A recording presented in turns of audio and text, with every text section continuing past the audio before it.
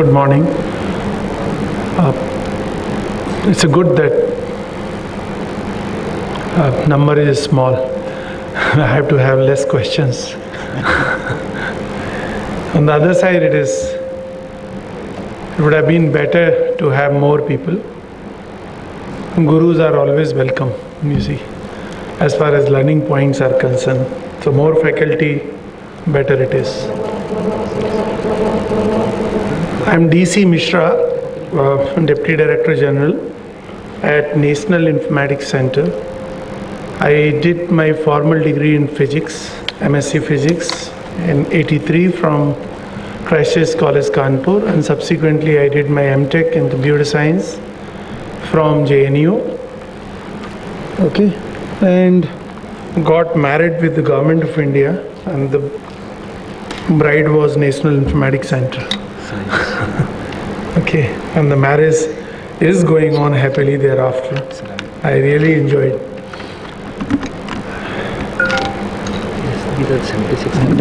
No problem. My background is I hail from rural area. Okay. So incidentally, in the National Informatics Center also, when I was assigned the first project, it was sponsored by Ministry of Rural Development, and then those days, I'm talking about '86. And there is an agency called District Rural Development Agency, DRDA. Still it is there. And that is the body which coordinates rural development programs in the district. It's being implemented by BDOs, all the poverty alleviation schemes, but the coordination is done at the top level, at the district level. An idea was to computerize them. And the instrument in our hands were PC80 286 processor, DOS 3.0, DBase 3 plus environment, plus subsequently it was strengthened by Clipper. A Clipper sort of compiler. DBase was an interpreter-based system, and the Clipper was sort of a compiler put on top of the DBase. So it was giving you EXE because we didn't want to give source code to the people as large. That was the place where I began. And across the country in '86, the computers were given, printer was given by Ministry of Rural Development, and the software was provided by NIC. Idea was that at district level data should be captured, a minimum MIS kind of thing should be maintained so that the district level monitoring, planning reports can be. And it was the same time, and this was the result of computer policy declared by the then Prime Minister Rajiv Gandhi, new computer policy, which really gave a fillip to the entire movement. At least in this aspect, he must be considered a visionary, his entire team, that they could foresee the things which were coming, and India should not be left behind. So entire computer policy was generated, and many departments, the NIC set up the computer centers at district level, state level, and obviously we have a walking distance away from here, our headquarters.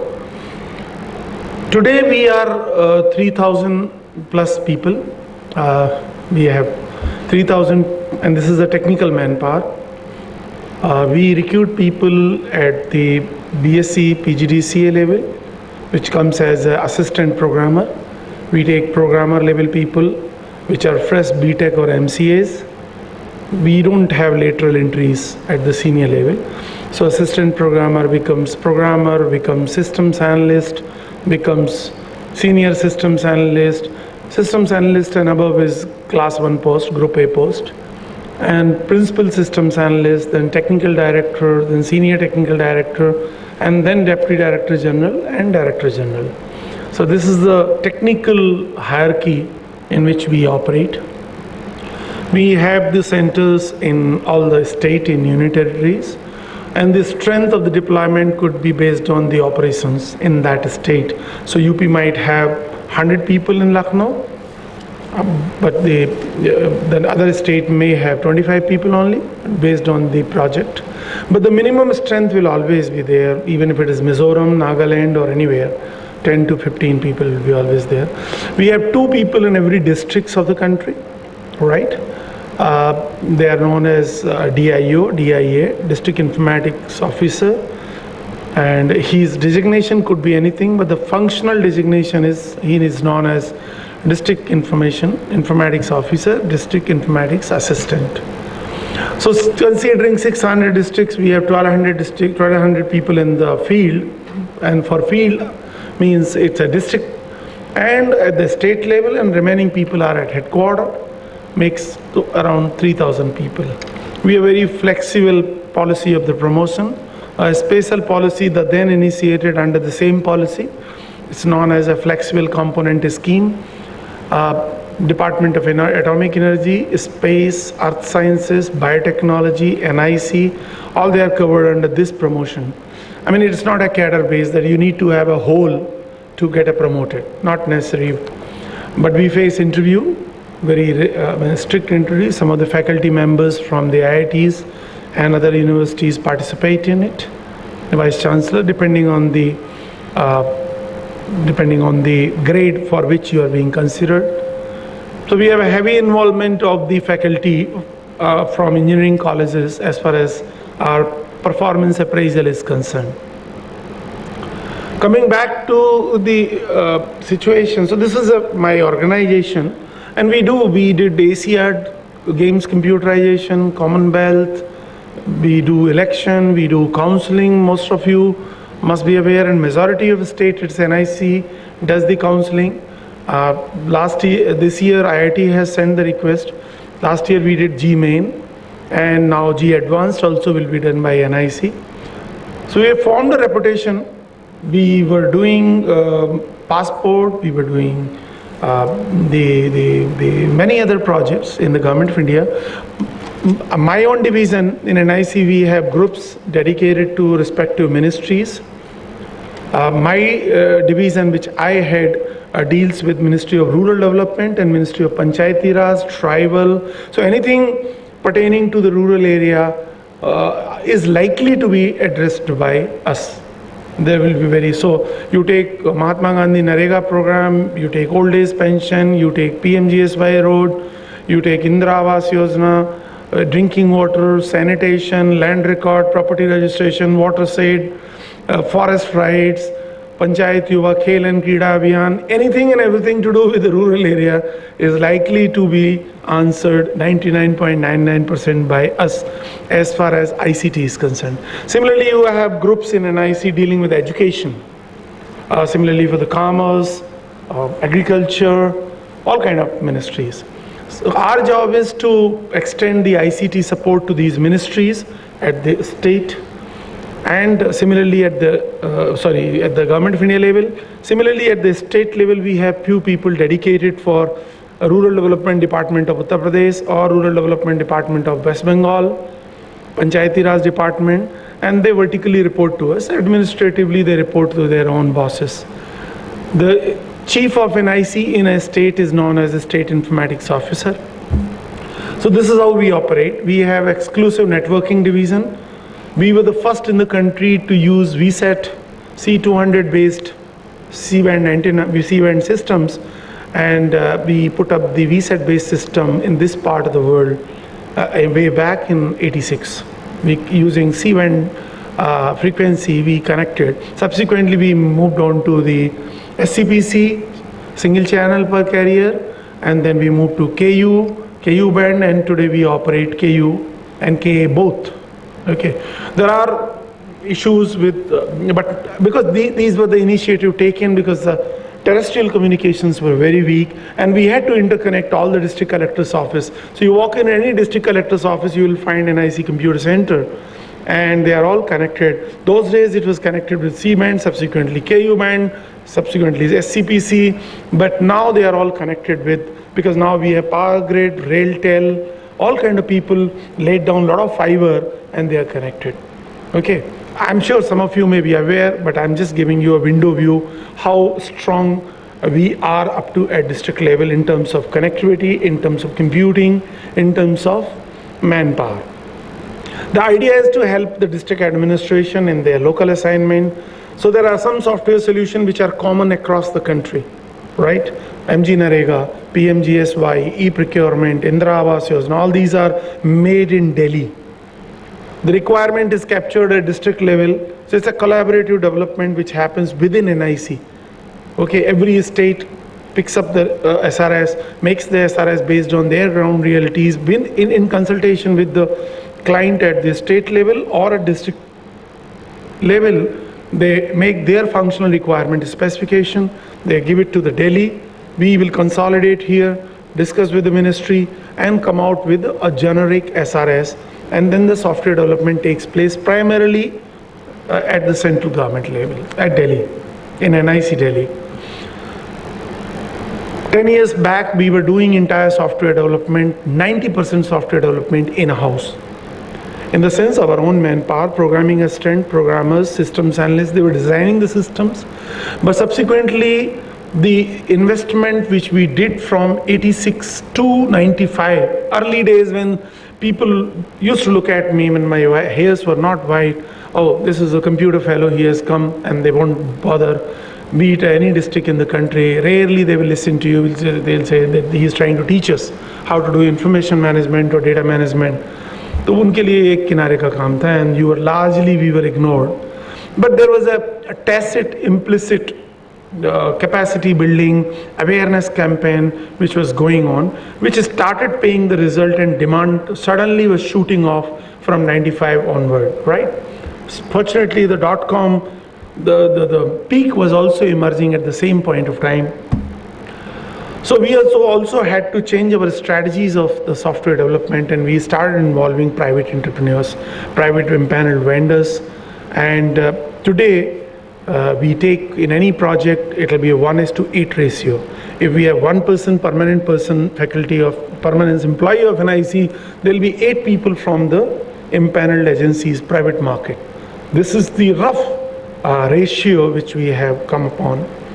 And this has been going on. So we have in our board, we have Mindtree, we have TCS, we have CMC, we have KPMG, we have ENY, we have PwC, all kind of, you name all kind of big wigs and smaller players, CyberQ, who do body shopping kind of thing, those players also there, data entry agencies are there. So for all purpose, training agencies are there, all kind of purpose. So we have a full portfolio of empaneled vendor helping us out. And whenever we have a money, usually our money comes from the concerned ministry, Ministry of Rural Development or ministry. If they give us a turnkey project, they give us the fund, we submit the proposal to them. So it could be 5 crore, it could be 10 crore, it could be 15 crore, 50 crore, 100 crore, depending on the size of project. They give it to us. So this is the model which is operating. So you take the case of Mahatma Gandhi National Rural Employment Guarantee Program. When it was launched in 2005, government immediately contacted us that you come out with end-to-end e-governance system, right from Gram Panchayat to Block Panchayat, which will be operated by citizen, Gram Panchayat, Block Panchayat, Jila Panchayat, state government, and the government of India, for fund management, for job registration. I don't know, some of you may understand, any needy family can demand 100 days of employment from the Gram Panchayat. That's a bottom line objective of the Narega. So anybody in the rural area can approach Gram Panchayat and say that, look, I am going for starvation, you have to give me the job. So he can go and ask, and they will register him, they will give him a job card like a passbook. All family members' details will be entered, and he'll be given within 10 days. For that, government should be ready with the self-help projects. कहाँ काम होना है, कितनी cost है, कब काम हो सकता है, rainy season, winter season and all. And subsequently, if it is a female worker, she has to be provided a different kind of facilities, crutch has to be orange, all kind of things are there. Now government wanted that we should have an information system which should capture all the milestone events of the Narega. We did that, and today it's operational across the country. You can go on to narega.nic.in. We get 1 gigabyte data per day.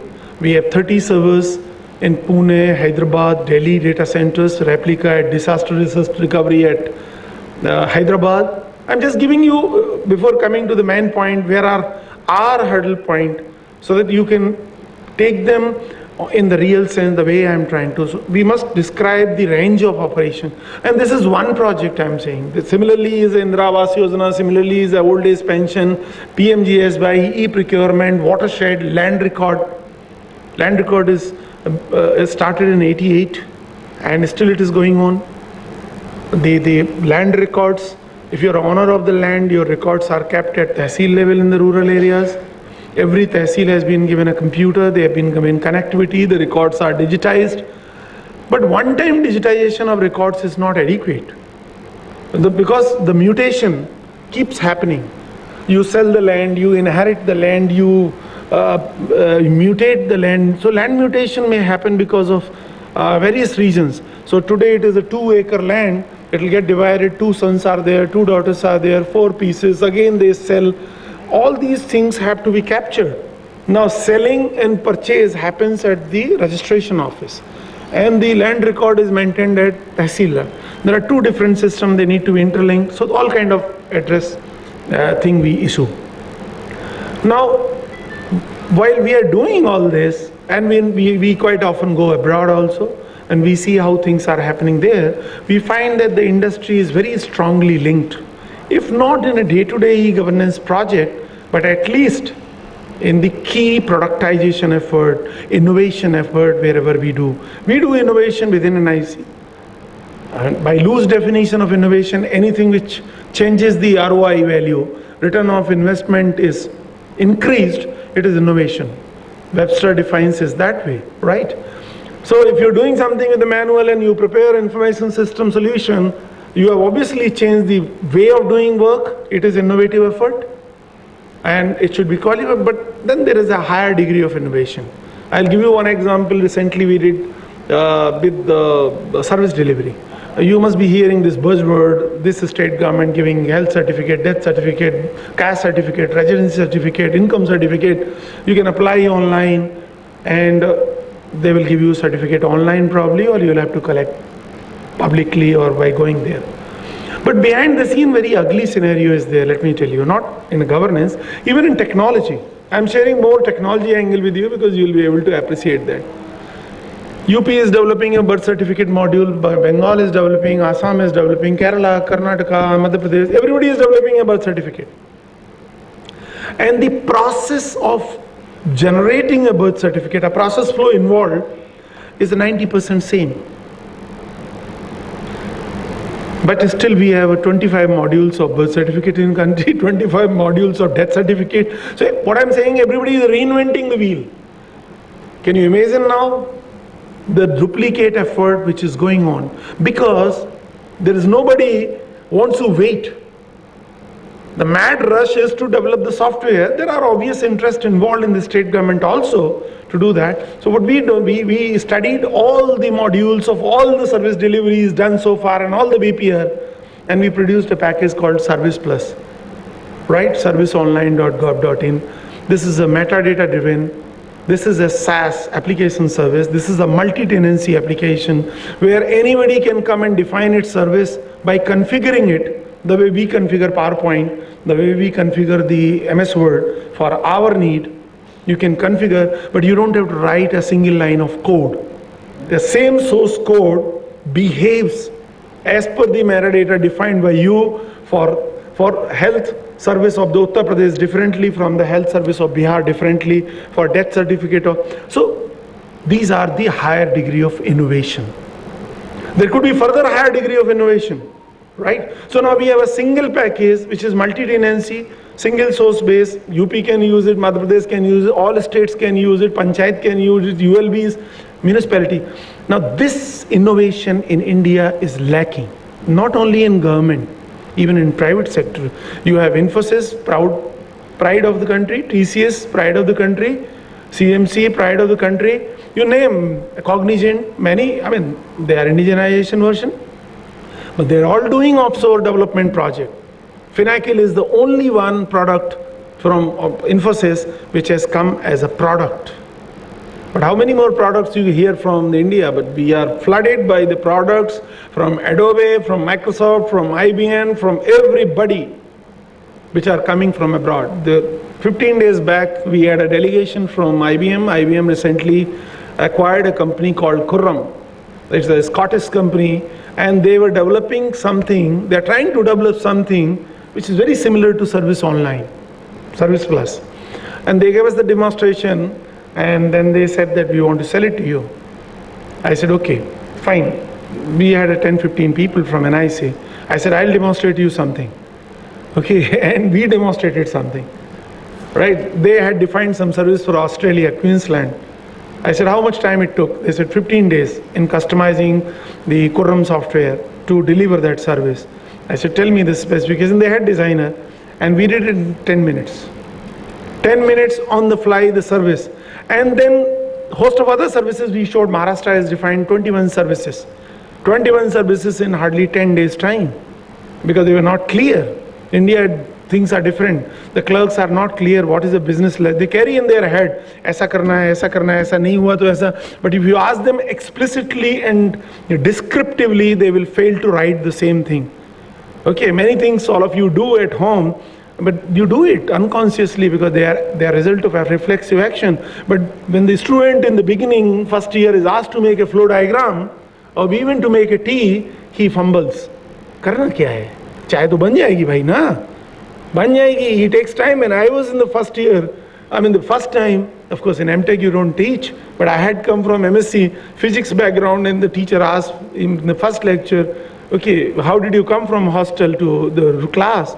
And we said, we came by, he said, just write it these steps. And it took time to realize the level of thinking what he was demanding. We need, and when I was talking to these guys, I must appreciate the initiative taken by them, but it has to be taken. There is an urgent need at the college level. We have, I'm telling you one project, e-Panchayat. See, Government of India has identified mission mode project, 27 or some now 30 mission mode project. E-Panchayat is one of the mission mode project. Now in our country, we have 2,40,000 gram panchayats. UP alone has got 52,000, 2,42,000 or 50,000 gram panchayats in our country. Government wants to provide computing facility to them, right? There are states, Kerala, Karnataka, Gujarat, West Bengal, Assam, they've already given computer. Kerala, Karnataka, Tamil Nadu, Gujarat is already connected. Himachal has given computer, but no connectivity. It will take time. There is another project which is being spearheaded, NOFN, National Optical Fiber Network, which aims to connect all the gram panchayats by 2014, 10,000 in number and subsequently. So the government is conversing on gram panchayat. Fair enough, but is our MBAs, MTech, BTech or DC Mishra, I may have visited 200 districts in the country. My team may have visited 100 districts in the country, but how many of our MBAs from ENY, KPMG or MTech or BTech are willing to go to Ghaziabad next to or Bulandshahr and spend 10 days to do SRS at the block level? They will run away. Their upbringing has not been done in such an insensitive and the hazardous background geographically, right? We need people. Now fortunately we are blessed with the thousands of engineering colleges spread across the country. We have a computer science, ECE, IT background in them. We may or may not have students. I presume that students are there. There are reports that the intake is reducing every year of the people opting for, but still I feel computer science will be always preferred destination. People will opt for it. We have infrastructure. On an average, a college will have a 40-seater computer center. I can take it safely. They will be modern. They cannot be more than 10 years old, 5 years old. They will be running, if first come of Vistas, if not the latest, they will have a lease line connectivity of some sort, right? With this, why can't I use them in e-Panchayat project to do my SRS for new module? I cannot go unless you sit with the end user, all of you if you are faculty, unless the specifications are clearer, unambiguous, no software will work. No software can be called. So we need people to go and do SRS. We need people to develop the software. Today I am totally dependent on and paying huge amount of money to these impaneled vendors. And still I had to be alert enough to do a peer reviews, code reviews, and many other form of testing. Why can't I associate engineering college faculty and the students to involve them in this job partially or wholly? Either they do it themselves or they involve in innovation, giving me better thinking, right? So these are the areas where we think there are ample opportunities there where this marriage can happen and must happen.